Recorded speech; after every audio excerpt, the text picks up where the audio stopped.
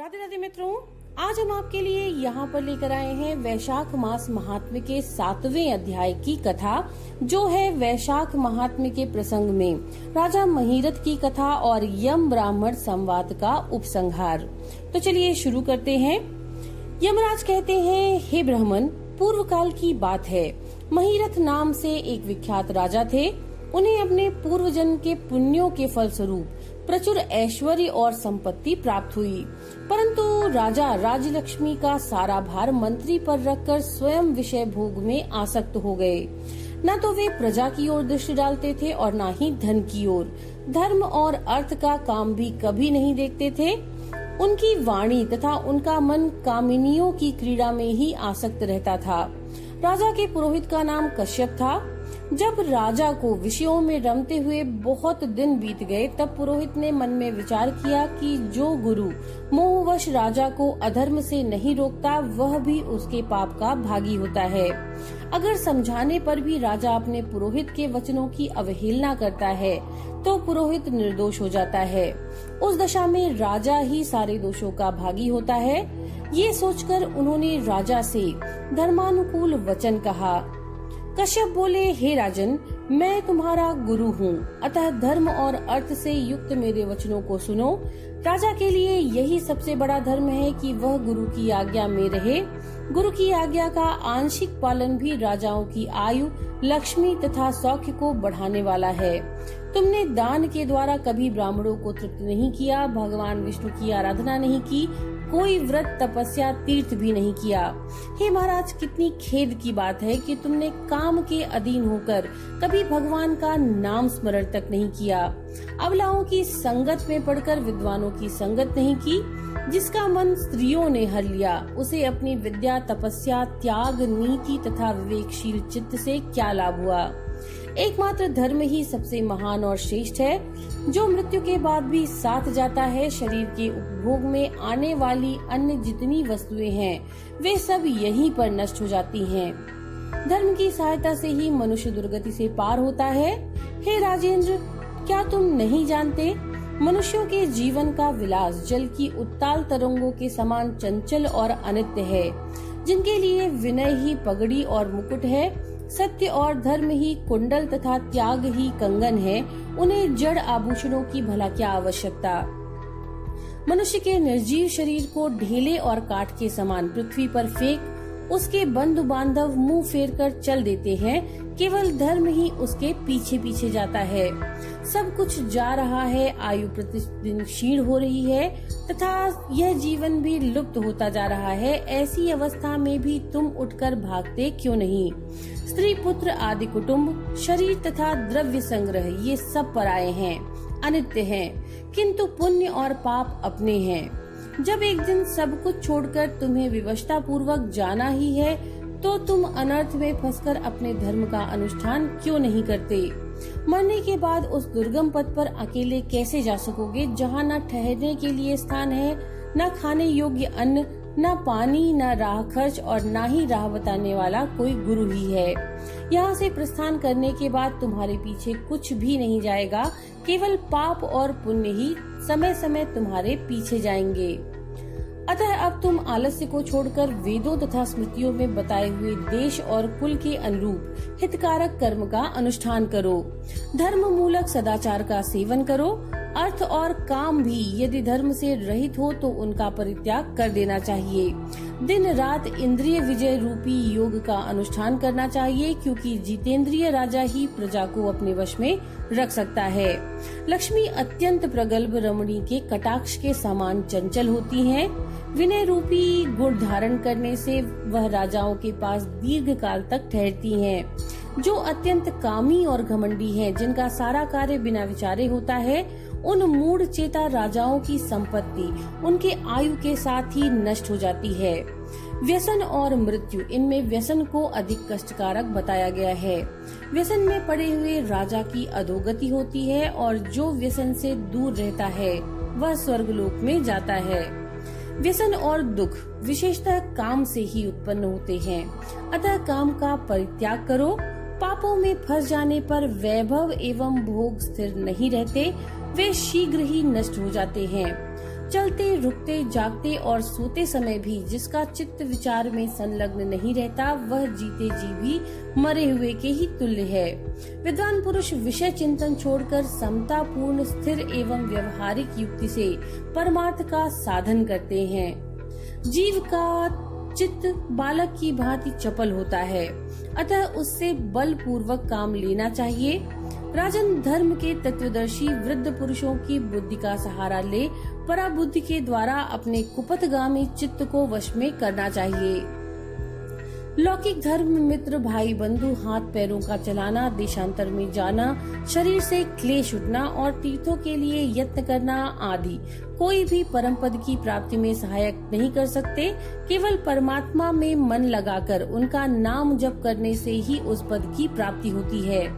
इसीलिए राजन, विद्वान पुरुष को उचित है कि वह विषयों में प्रवृत्त हुए अपने चित्त को रोकने के लिए प्रयत्न करे। यत्न से वह अवश्य ही वश में हो जाता है। यदि मनुष्य मोह में पड़ जाए, स्वयं विचार करने में असमर्थ हो जाए, तो उसे विद्वान सुहृदों के पास जाकर प्रश्न करना चाहिए। वे पूछने पर यथोचित कर्तव्य का उपदेश देते हैं। कल्याण की इच्छा रखने वाले को हर एक उपाय से काम और क्रोध का निग्रह करना चाहिए, क्योंकि वे दोनों कल्याण का विघात करने के लिए उद्यत रहते हैं। हे राजन, काम बड़ा बलवान है। वह शरीर के भीतर रहने वाला महान शत्रु है। श्रेय की अभिलाषा रखने वाले पुरुष को उसके अधीन नहीं होना चाहिए। अतः विधि पूर्वक पालन किया हुआ धर्म ही सबसे श्रेष्ठ है। इसलिए तुम धैर्य धारण करके धर्म का ही आचरण करो। ये श्वास बड़ी चंचल है, जीवन उसी के अधीन है। ऐसी स्थिति में भी कौन मनुष्य धर्म के आचरण में विलंब करेगा। राजन, जो वृद्धावस्था को प्राप्त हो चुका है, उसका चित्त भी इन निषिद्ध विषयों की ओर से नहीं हटता। कितने शोक की बात है। हे पृथ्वीनाथ, इस काम के मोह में पड़कर तुम्हारी सारी उम्र व्यर्थ में बीत गई। अब भी तो अपने हित साधन में लगो।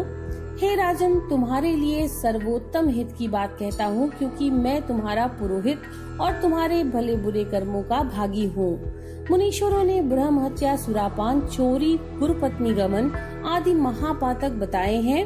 उनमें से मनुष्यों द्वारा मन, वाणी और शरीर से भी किए हुए पाप हैं। उन्हें वैशाख मास नष्ट कर देता है। जैसे सूर्य अंधकार का नाश करता है, उसी प्रकार वैशाख मास पाप रूपी महान अंधकार को सर्वथा नष्ट कर डालता है। इसलिए तुम विधि पूर्वक वैशाख व्रत का पालन करो। राजन, मनुष्य वैशाख मास की विधि के अनुष्ठान द्वारा होने वाले पुण्य के प्रभाव से जन्म भर के किए हुए घोर पापों का परित्याग करके परम धाम को प्राप्त होता है। इसलिए महाराज, तुम भी इस वैशाख मास में प्रातः स्नान करके विधि पूर्वक भगवान मधुसूदन का पूजन करो। जिस प्रकार कूटने छांटने की क्रिया से चावल की भूसी छूट जाती है, मांजने से तांबे की कालिख मिट जाती है, उसी प्रकार शुभ कर्म का अनुष्ठान करने से पुरुष के अंतःकरण का मल धुल जाता है। ये सुनकर के राजा ने कहा, हे सौम्य स्वभाव वाले गुरुदेव, आपने मुझे वह अमृत पिलाया जिसका आविर्भाव समुद्र से नहीं हुआ। आपका वचन संसार रूपी रोग का निवारण और दुर्व्यसनों से मुक्त कराने वाला द्रव्य भिन्न औषधि है। आपने कृपा करके मुझे आज इस औषध का पान कराया। हे विप्रवर, सत्पुरुषों का समागम मनुष्यों को हर्ष प्रदान करने वाली, उनके पाप को दूर भगाने वाली और जरा मृत्यु का अपहरण करने वाली संजीवनी बूटी है। इस पृथ्वी पर जो जो मनोरथ दुर्लभ माने गए हैं, वे सब यहाँ साधु पुरुषों के संग में प्राप्त हो जाते हैं। जो पापों का अपहरण करने वाली सत्संग की गंगा में स्नान कर चुका है, उसे दान, तीर्थ सेवन, तपस्या और यज्ञ करने की आवश्यकता नहीं है। हे प्रभु, आज के पहले मेरे मन में जो जो भाव उठते थे, वे सब केवल काम सुख के प्रति लोभ उत्पन्न करने वाले थे, परंतु आज आपके दर्शन से तथा वचन सुनने से उनमें विपरीत भाव आ गया। मूर्ख मनुष्य एक जन्म के सुख के लिए हजारों जन्मों के सुख को नष्ट करता है, और विद्वान पुरुष एक जन्म से हजारों जन्म बना लेते हैं।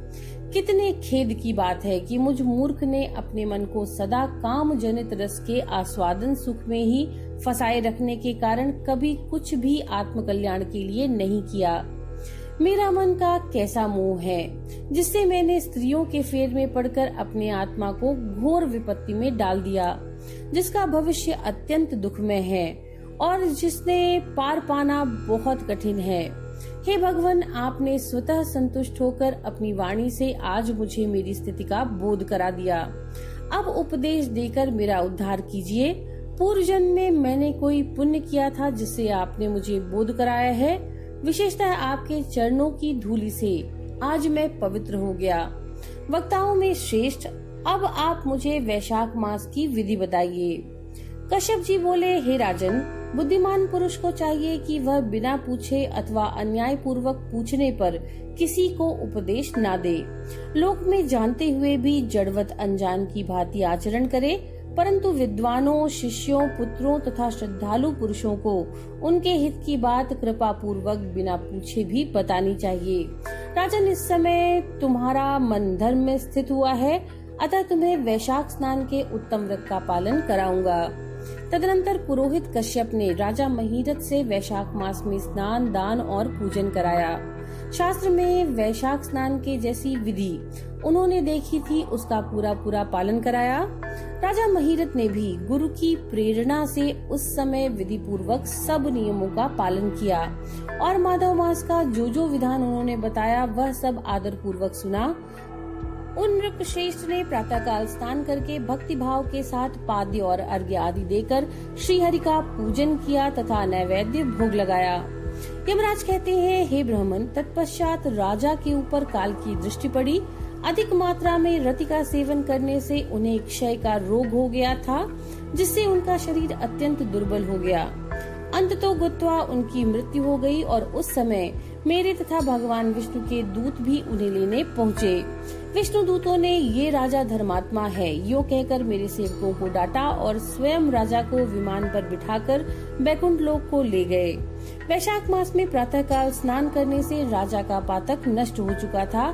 भगवान विष्णु के दूत अत्यंत चतुर होते हैं। वे भगवान की आज्ञा के अनुसार राजा महीरथ को नरक मार्ग के निकट से लेकर चले।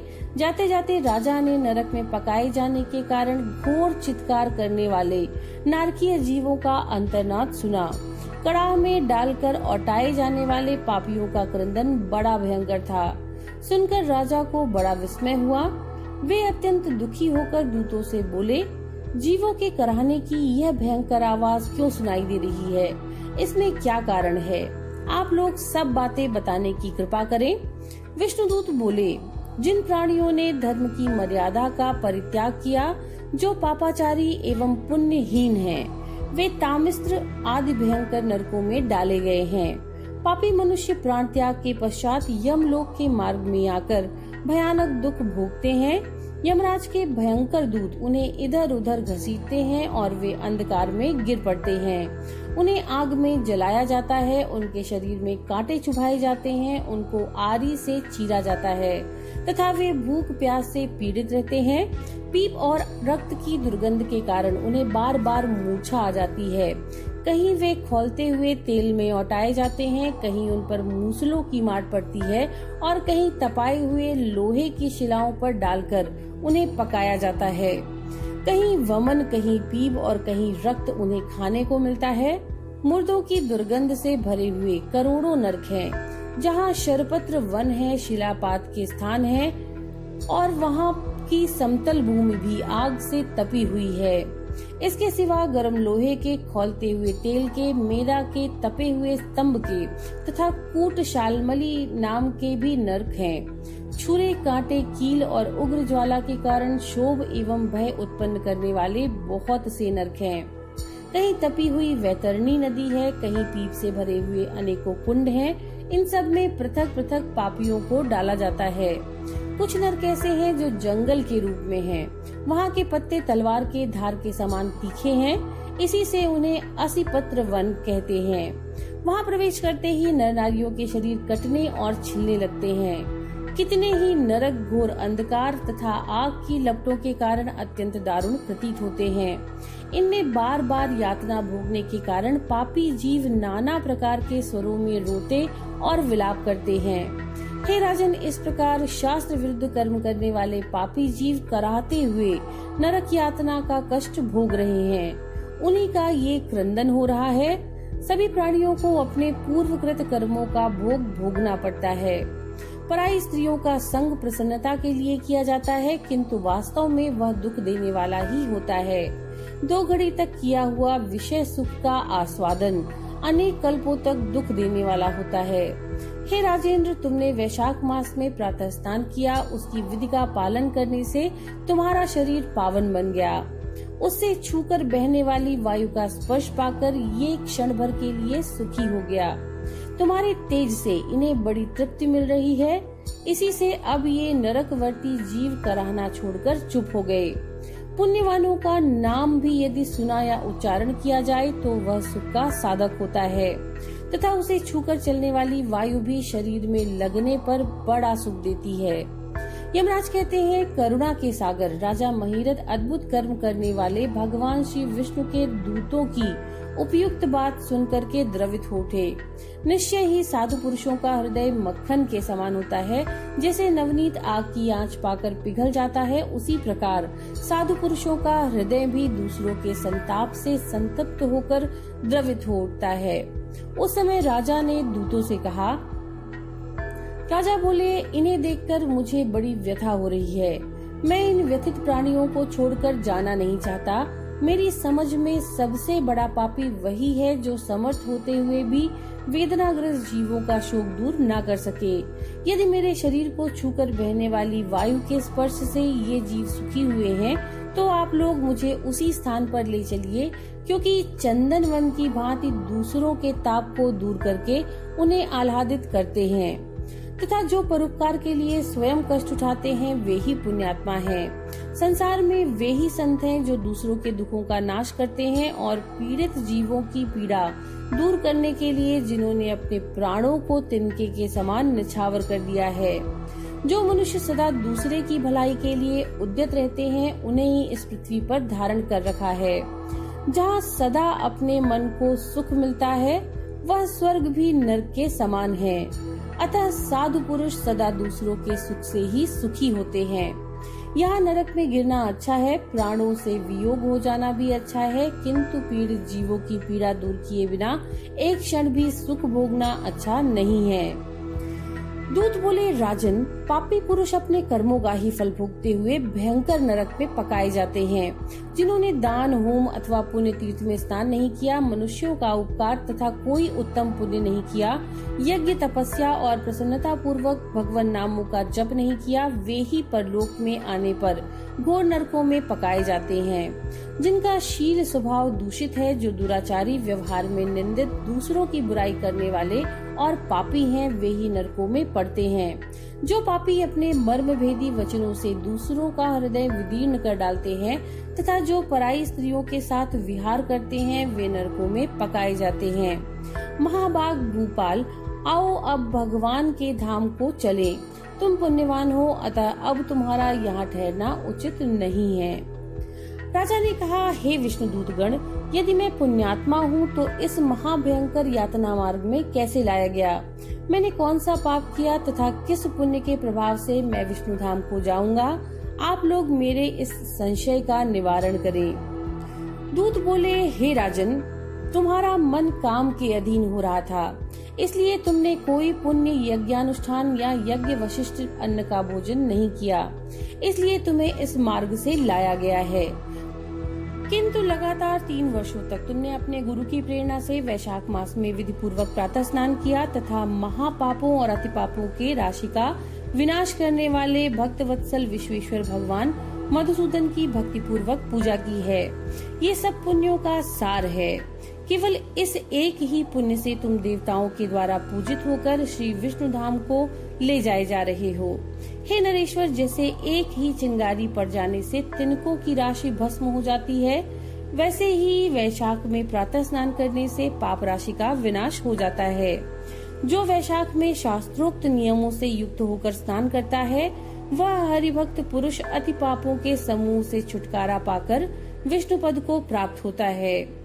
यमराज कहते हैं, हे ब्राह्मण, तब दया सागर राजा ने उन जीवों के शोक से पीड़ित हो भगवान विष्णु के दूतों से विनय पूर्वक कहा, हे साधु पुरुष, प्राप्त हुए ऐश्वर्य का, गुणों का तथा पुण्य का यही फल मानते हैं कि इनके द्वारा कष्ट में पड़े हुए जीवों की रक्षा की जाए।